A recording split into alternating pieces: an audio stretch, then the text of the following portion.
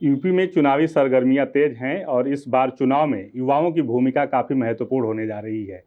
Corona के बाद जिस तरीके से पाबंदियां लगाई गई हैं, उन सारी पाबंदियों के बीच तैयारियों को लेकर के एक हमारे साथ समाजवादी छात्र सभा के प्रदेश अध्यक्ष दिग्विजय सिंह देव हैं। हम उनसे बात करेंगे। सर, चुनाव में एक 10 दिन का मात्र समय बचा है पहले चरण की तैयारियों को लेकर के। किस तरीके से आप युवाओं को जोड़ने की कोशिश कर रहे हैं, क्योंकि छात्र सभा की जिम्मेदारी आपके ऊपर है।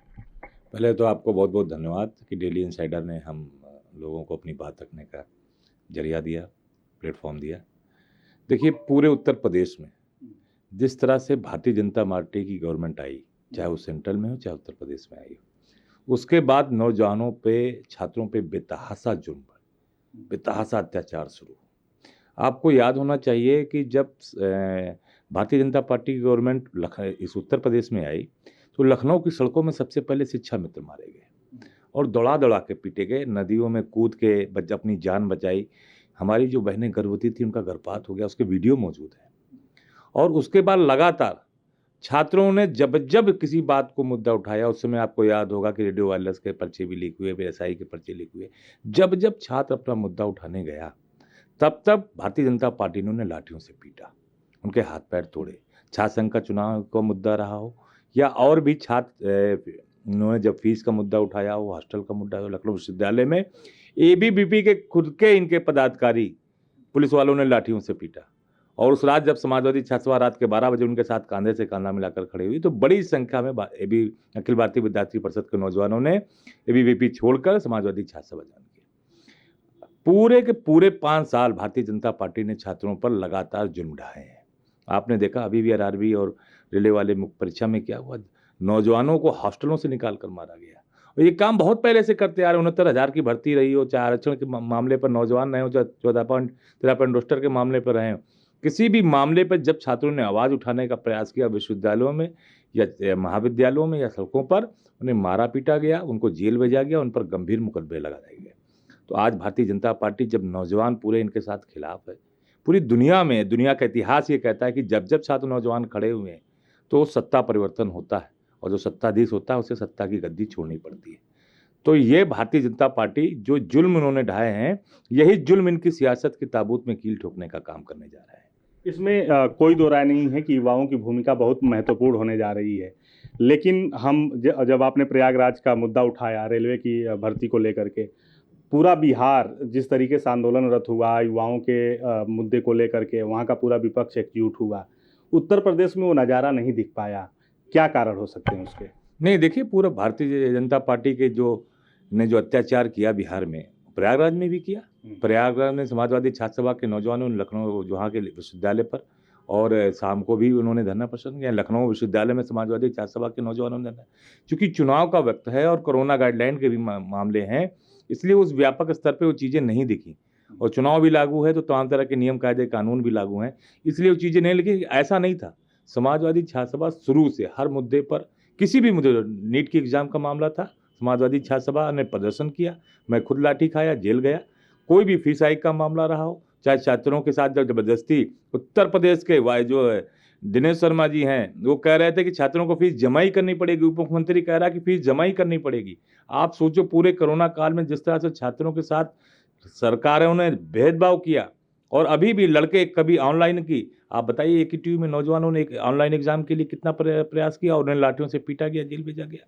कोरोना का नियमों के चलते किस तरह से नौजवानों के साथ भेदभाव हुआ है, और इतनी विपत में जब लोगों की नौकरियां चली गई, उनका धंधा चौपट हो गया और बेचारे भूखों मरने की नौबत आ गए, उसके बाद भी कॉलेज यूनिवर्सिटीज़ में फीस भरने की बात कही। तब हमने नो फीस नो एग्ज़ाम का जो है मुद्दा उठाया और उसकी लड़ाई लड़ी, लाठियाँ खाई, मुकदमे लिखवाए और बहुत प्रयास किया, जिसका कई जगह रिजल्ट भी दिखा। और जो गरीब छात्र जिनके सर से उनके माँ बाप का साया उठ गया था, वो प्रदर्शन कम से कम, जो मैं उन निजी विश्वविद्यालयों को और महाविद्यालयों को धन्यवाद भी दूंगा कि उन्होंने अपने स्तर पे उनके साथ जो है न्याय भी किया, उनकी फीस भी माफ़ की। तो ये जो पूरा पिछले सिनेरियो आप देख सकते हो, भारतीय जनता पार्टी छात्र विरोधी है, नौजवान विरोधी है। छात्र नौजवान जब जब मुद्दा उठाते हैं, सिर्फ रेलवे का ही मुद्दा क्यों, जब जब छात्रों ने, चाहे 69,000 की भर्ती हो, चाहे बीएड की भर्ती हो, चाहे टेट की भर्ती हो, चाहे एसआई की भर्ती हो, जब जब नौजवान सड़कों पर उतरा तब तब उन्हें लाठियों से पीटा गया। क्या अधिकारियों से बात नहीं हो सकती थी? क्या आपने इतना बड़ा एग्जाम कंडक्ट कराया, 2 करोड़ स्टूडेंट आ गया रेलवे भर्ती में, तो आपको ये क्या तैयारी नहीं करनी चाहिए थी? आप सोचो कि भारतीय जनता पार्टी की सरकार में 11-11 पेपर लीक हो जाते हैं। टेट का पेपर, मतलब कितनी बड़ी संख्या में हिला हवाली होती है।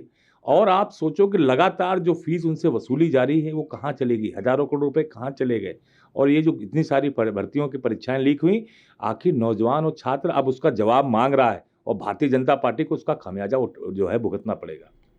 भारतीय जनता पार्टी खामियाजा भुगतेगी, लेकिन कैसे भुगतेगी? आप लोग तैयारी कैसे कर रहे हैं? विश्वविद्यालय तो बंद हैं, कॉलेज बंद हैं, प्रचार कैसे कर रहे हैं? युवाओं से कैसे जुड़ रहे हैं आप लोग? कि हम भी स्टूडेंट हैं, स्टूडेंट रहे हैं, तो हम वो आखिरी के दिनों में पढ़ाई करने वाले लोग नहीं हैं। हम लोगों ने शुरू से समाजवादी छात्र सभा छात्रों के बीच रहकर छात्रों के मुद्दों को लेकर हमेशा पहली पंक्ति पर दिखाई दी है। ऐसा नहीं कि अब चुनाव आया तब हम छात्रों के बीच जा रहे हैं। हमारे लगातार कैंपेन चलते हैं, हमारा अभियान चलता है। हम उनकी मुद्दों को लेकर विश्वविद्यालयों में, आईटी कॉलेज में, जहाँ गर्ल्स का कॉलेज है, हमारे जो स्टूडेंट्स हैं, हमारी जो विंग की जो हमारी गर्ल्स हैं, वो जा जाकर कॉलेजों में प्रॉब्लम उनकी सुनती थी। और वहाँ प्रॉब्लम ये आई कि वहाँ मेल स्टाफ था और मेल स्टाफ वहाँ पर रहता था। हमने उस मुद्दे को उठाया, एप्लीकेशन भेजी और तमाम तरह के पत्र चलाए, मांग की, वहाँ पर वो मेल स्टाफ हटाया गया, फिर लेडी स्टाफ को रखा गया। हमने काम किया है। और ये भारतीय जनता पार्टी ने जबरदस्त अन्याय किया। आपको याद होना चाहिए, जब बनारस में जो दृष्टिहीन, दृष्टिबाधित नौजवान थे जिनका स्कूल छीन लिया गया, जो भीगते हुए पानी में बरसात में प्रदर्शन कर रहे थे, उन पर लाठियां चला रही थी, तब यही समाजवादी छात्र सभा के नौजवान उनके कांधे से कांधा मिलाकर खड़े। तो ये जो 5 साल का इतिहास है हमारा संघर्षों का, और लगातार छात्रों के साथ, लगातार विश्वविद्यालयों में, महाविद्यालयों में, हर संघर्षों में लाल टोपी के नौजवान, छात्र सभा के नौजवान दिखाई दिए। और इसीलिए जहां जहां इन 5 सालों में छात्र संघ के चुनाव हुए, वहां समाजवादी छात्र सभा का दबदबा रहा। प्रधानमंत्री की कॉन्स्टिट्यूंसी बनारस में भी लगातार समाजवादी छात्र सभा का अध्यक्ष रहा। इसी कारण से, क्योंकि समाजवादी विचारधारा के लोग आदरणीय अखिलेश यादव जी के नेतृत्व में, उनकी विचारधारा के साथ, उनके कामों के साथ, और हमेशा उन्होंने ये कहा कि नौजवानों के साथ हम कंधे से कंधा मिलाकर खड़े हैं। आज उसी का नतीजा है कि हर विश्वविद्यालय, महाविद्यालयों में समाजवादी विचारधारा के नए नौजवान आज समाजवादी पार्टी को और विचारधारा को मजबूत करने के लिए खड़े हैं। एक और सवाल है। सवाल ये है कि टिकट वितरण को लेकर के काफ़ी गहमा-गहमी चल रही है। कई लोग आप लोगों के साथ आए, दूसरे दलों से लोग आए। टिकट को लेकर के ये कहा जा रहा है कि कई जगहों पे असंतोष है। उसको कैसे समाजवादी पार्टी डील कर रही है? देखिए, हम तो संगठन के लोग हैं और हमारा छात्र संगठन है। ये सारे मुद्दे, टिकट, गठबंधन, ये हमारे नेतृत्व आदरणीय अखिलेश यादव जी और पार्टी नेतृत्व का सवाल है। टिकट किसको मिलेगा, क्या होगा, गठबंधन कैसा होगा, ये सवाल हमारा नहीं है। सबसे बड़ी बात यह है कि पूरे उत्तर प्रदेश और देश में सबसे ज़्यादा नौजवान अगर किसी पार्टी में है तो समाजवादी पार्टी में है। और हमारे तमाम चारों यूथ फ्रंटल, चाहे वो लोहिया वानी हो, चाहे युवजन सभा हो, चाहे माननीय मुलायम सिंह यूथ ब्रिगेड हो, चारों के चारों फ्रंटल बड़ा स्ट्रक्चर रखते हैं, बड़ी संख्या में नौजवानों के साथ रखते हैं। और ये नौजवान हर सीट पर, हर विधानसभा पर ये मानकर काम कर रहा है कि हमारी सीट पर आदरणीय अखिलेश यादव जी चुनाव लड़ रहे हैं और हमारा चुनाव चुनित साइकिल है। तो टिकट और ये सब मसला जो है, ये हमारे पार्टी नेतृत्व का है, हमारे राष्ट्रीय अध्यक्ष जी का है।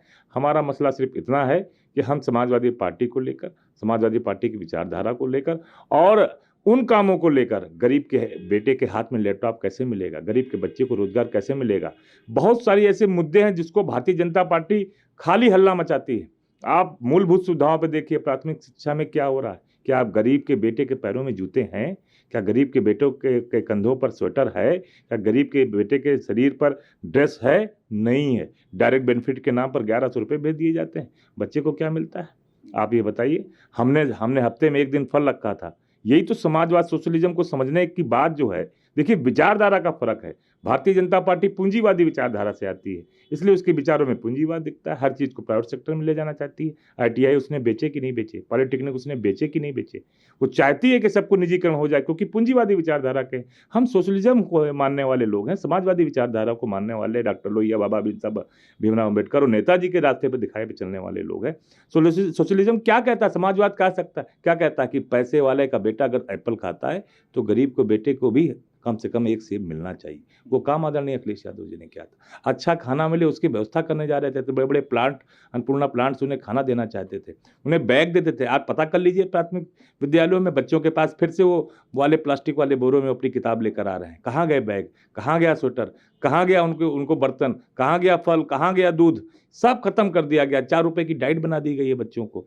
और मजेदार बात यह है कि जो शिक्षक इस चीज़ों की व्यवस्था देखता था, देखिए हमारे आपके जीवन में 2 रिश्ते बड़े महत्वपूर्ण होते हैं, एक तो माँ बाप का, दूसरा शिक्षक का, क्योंकि यही ऐसे लोग हैं जो हमारे कभी भी तरक्की से जलते नहीं हैं। इन दोनों का जो है वो पिता और माता पिता का और गुरु का जो है सम्मान, वो भगवान से ऊपर माना गया है। वो उन पर विश्वास नहीं करती भारतीय जनता पार्टी की सरकार। जो व्यवस्था स्वेटर की, बैग की, जूतों की, ड्रेस की जो वहाँ के अध्यापक करते थे, अब कोई और करता है। मैं नहीं जानना चाहता किस पर कौन करता है, लेकिन ये भारतीय जनता पार्टी शिक्षा की किसी स्तर पे बात नहीं करना चाहती, खाली बड़ी बातें करती है, उनका कोई लेना देना ही। आप पूरी इनकी कैंपेनिंग देख लीजिए भारतीय जनता पार्टी को, सारे पोस्टर देख लीजिए, कहीं आपको स्कूल दिखाएंगे क्या, कहीं आपको अस्पताल दिखाएंगे क्या, क्या बताएंगे कि हमने प्राथमिक स्कूल में ये काम किया है, क्या बताएंगे हमने नई यूनिवर्सिटीज में। एक फोटो किसी ने भेजी है हमें, जहाँ पर एक बोर्ड लगा और जमीन पूरी खाली पड़ी है आजमगढ़ में, विश्वविद्यालय बता रहे हैं कि विश्वविद्यालय है, और पूरी की पूरी जमीन, एक ईंटा नहीं रखा, सिर्फ वो पत्थर लगा हुआ है जो लगा के वो उनके नेता चले गए थे, सिर्फ वो शिलापट्ट लगा हुआ है, बस उसके अलावा एक पत्थर कहीं नहीं लगा, और बता रहे हैं कि हमने विश्वविद्यालय बना दिया। यही लड़ाई नौजवान और छात्र लड़ रहा है। समाजवादी पार्टी का हर नौजवान, लाल टोपी का नौजवान, सिर्फ इन्हीं चीज़ों को लेकर हम जा रहा है। हमारा नया अभियान भी जल्दी आने वाला है, दरवाजा खटखटाओ, सच बताओ और 22 में समाजवादी सरकार लाओ। दिग्विजय सर, एक और मसला है कि समाजवादी पार्टी ऐलान करती है कि सरकार आएगी तो 22 लाख नौकरियां आईटी सेक्टर में देंगे, लेकिन सवाल ये है कि जो आईटी सेक्टर की जो पढ़ाई है उसकी फ़ीस बहुत ज़्यादा होती है, और पिछले कई दिनों से जीरो फीस का एक मुद्दा बहुत बड़ा रहा है। आप लोग खुद उसमें शामिल भी रहे हैं, उसको उठाए हैं। समाजवादी पार्टी की सरकार आएगी तो क्या इसको फिर से बहाल किया जाएगा? देखिए, जीरो फीस के मुद्दे पर मैं तो जेल भी गया हूँ, मैं तो लाठी भी खाया, जेल भी गया, और एक बार नहीं 2-2 बार गया। जीरो फीस का मुद्दा बहुत बड़ा मुद्दा है। ये गरीब परिवार के बच्चों की भविष्य में मट्ठा डालने वाली बात है। जीरो फीस पर एडमिशन, बताइए, गरीब का बेटा जीरो फीस पर इंजीनियर, डॉक्टर बन सकता था, आपने वो उससे छीन लिया, आपने उससे स्कॉलरशिप छीन ली, और फीस कहाँ चली गई? जिस बीए की फीस 1200 रुपये थी, आज वो 3200 रुपये है। कहीं कहीं तो 6-6 हज़ार चली गई, सेल्फ फाइनेंस की तो 50-50 हज़ार चली गई। कैसे पढ़ेगा गरीब का बेटा? ये बड़ा विषय है। आदरणीय अखिलेश यादव जी ने अपने मुख्यमंत्री काल में बड़े काम किए थे, हर विश्वविद्यालय को फंड दिया था। कहने को बहुत कुछ है, संस्कृत विद्यालयों का नाम भारतीय जनता पार्टी कभी नहीं लेती, बहुत हिंदुत्व चिल्लाती है ना। संस्कृत हमारी मातृभाषा के रूप में या देवभाषा के रूप में मानी जाती है। संस्कृत विद्यालयों को एडिट करने का काम आदरणीय अखिलेश यादव जी ने किया, पहले नेताजी ने किया, फिर आदरणीय अखिलेश यादव जी ने 170 विद्यालयों का किया। संस्कृत विद्यालय आप संपूर्णानंद है, पूछ लीजिएगा, बनारस में 100 करोड़ रुपये दिया था आदरणीय अखिलेश यादव जी ने, खाली 19 करोड़ यूनिवर्सिटी इस्तेमाल कर पाई। लखनऊ विश्वविद्यालय खंडहर था, आज देखिए जो फोटो और शूट हो रहा है वहाँ पर, वो आदरणीय अखिलेश यादव जी की देन है। एक कैंपस से दूसरे कैंपस को बस चलाने का किया, हर कैंपस स्टेट यूनिवर्सिटी को पैसा देने का काम किया, नई यूनिवर्सिटी खोलने का काम किया।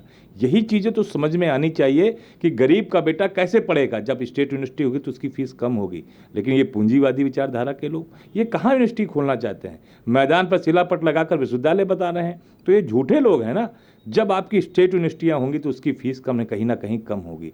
तो आदरणीय अखिलेश यादव जी जो आईटी सिटी की बात करते हैं, जो 22 लाख नौकरियों की बात करते हैं, आप बताइए इसी लखनऊ में एचसीएल खुला कि नहीं? आज 7000 काम कर रहे हैं। अगर इसकी संख्या बढ़ा दी जाए, पिछले 5 साल की सरकार में बड़े बड़े सीमेंट किए गए हजारों करोड़ रुपए के, कहाँ गया? एसेंचर कंपनी आईटी की थी, भाग गई यहाँ से? नहीं भाग गई।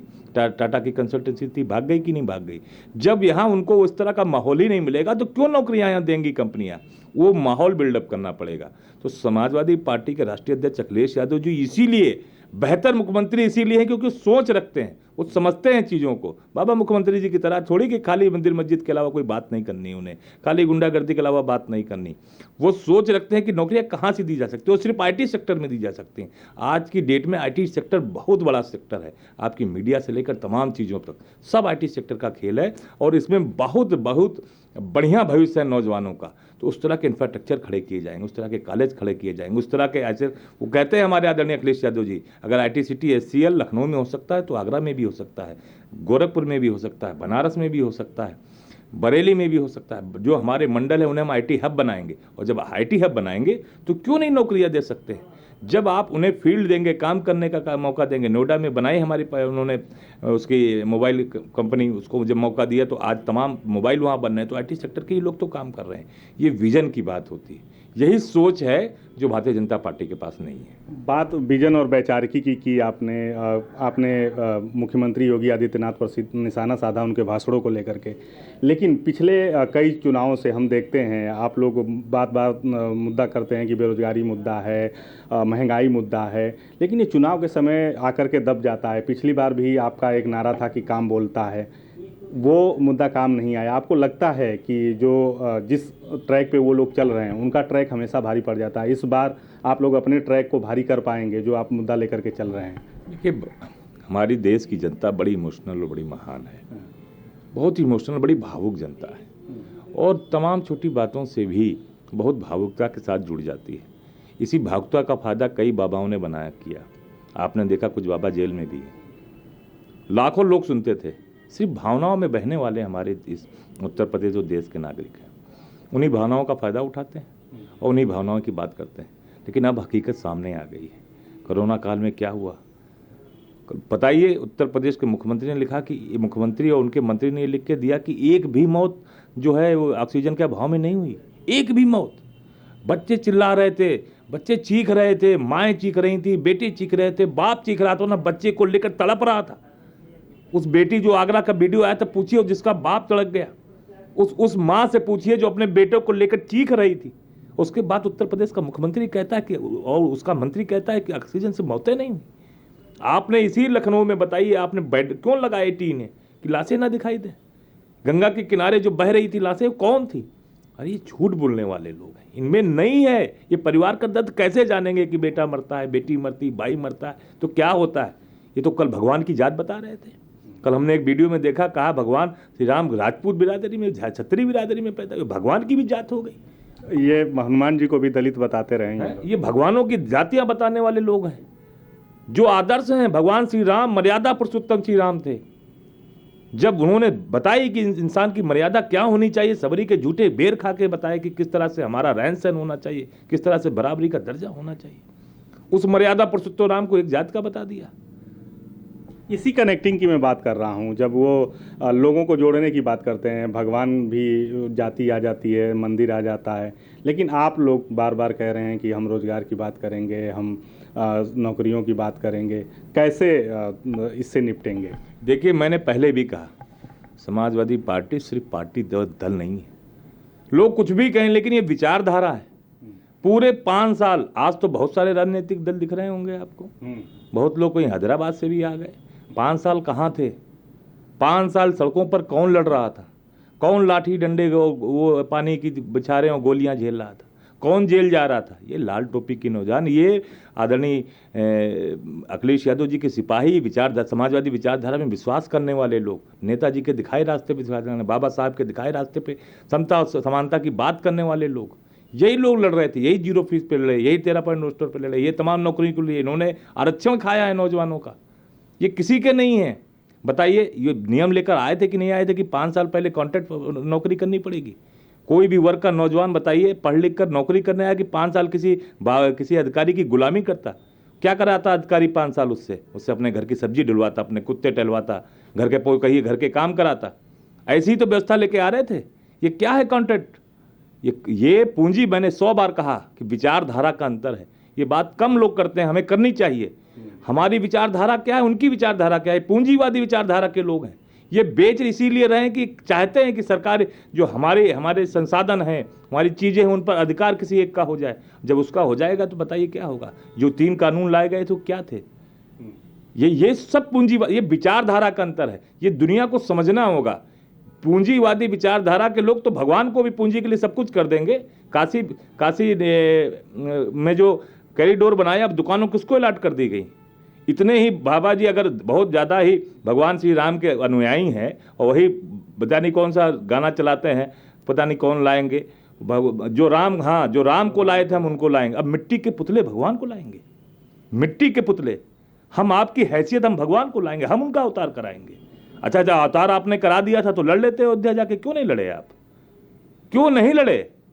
आप झूठ के साथ देने वाले लोग, गरीब मर जाता है, दलित की बच्ची को रात के 2 बजे जला देते हो, शर्म नहीं आती? इस वर्दी पर कौन विश्वास करेगा?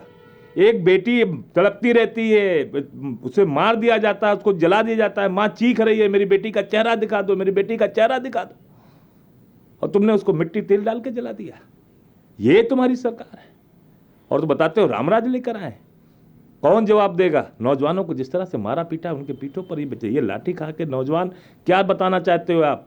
किसकी हनक दिखाना चाहते हो आप? कोई भाषण सुन लीजिए, कोई इनके अगर रैली में बैनर लेके चलेगा, ए रैली बंद, ए बैनर, कैसे बात करते हो? ये मुख्यमंत्री हो आप? ये भाषा होनी चाहिए मुख्यमंत्री की। कोई बात नहीं करना चाहता और आप कहते हो अपराध, दुनिया भर के लांछन लगाते हो। एनसीआरबी की रिपोर्ट क्या कहती, कभी नहीं दिखाओगे। क्या कहते हैं बेरोजगारी के आंकड़े, कभी नहीं दिखाओगे। बेरोजगारी का आंकड़ा आया है और उसमें कहा गया कि इन 5 सालों में बेतहाशा वृद्धि हुई है। नहीं, बेरोजगारी का जो आंकड़ा 3.2 से 6.1 चला गया है, ये कौन बताएगा? चालाक लोग हैं, मीडिया खरीद रखी है। आप जैसे लोग प्लेटफॉर्म अगर दिखा दें तो बड़ी बात है। जो और आप भी बचे क्या? जिस पत्रकार ने मिर्जापुर में दाल पानी की दिखाई, क्या हुआ उसके साथ? सोनभद्र में जिसने खाने में कीड़ा दिखाया, क्या हुआ उसके साथ? बताओ, कैमरामैन के कैमरे तोड़े गए कि नहीं तोड़े गए? किस तरह के लोग हैं ये क्या चाहते हैं? ये इस देश पर कब्जा चाहते हैं और इस देश को बेचना चाहते हैं और बेच रहे हैं। क्या नहीं बेचा, क्या नहीं बेचा और क्या नहीं बेचने की तैयारी में? आने दीजिए, अगर गलती एक बार और ठीका टूटा तो कुछ नहीं बचेगा आपके हाथ में, कुछ नहीं बचेगा, सब बिक जाएगा। फिर गरीब का बेटा कैसे पढ़ेगा? 0 फीस इसीलिए तो बंद की है। कॉन्ट्रैक्ट पर नौकरी, जो आउटसोर्सिंग से नौकरियां दी जा रही हैं, 6,000 रुपये पे तनख्वाह, उसकी 18,000। आप समझिए, बहुत बड़ी लड़ाई है।